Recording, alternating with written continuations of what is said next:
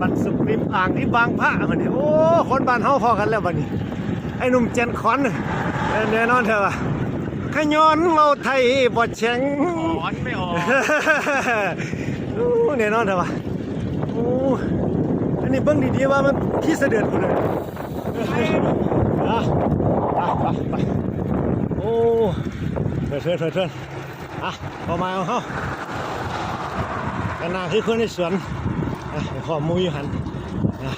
เดินไอ้เลยปั่นต่อไปรถสักเขาเขียวไปแยกกันอยู่3 แยกพูดละรถสักเขาเขียวพูดละไปปั่นสุกริมอ่างที่บางพระไปด้วยกัน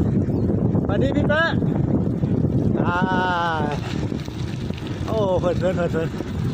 อากาศเย็นฝนตกลงมาเนี่ยโอ้ไปไถหุดน้ำเลยไปไถหุดน้ำว่ะเตรียมนาไว้จะฤดูกาลเพาะปลูกปี68นี่เถิด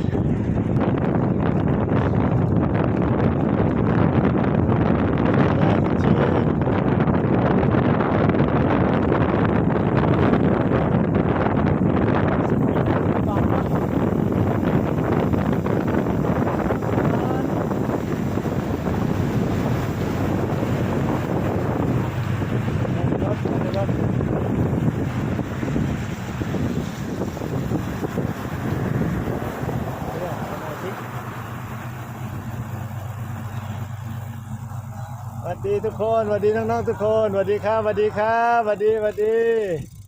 เอาก็1เดี๋ยวพี่ปั่นต่อก่อนโอเคครับโอเคโชคดีนะ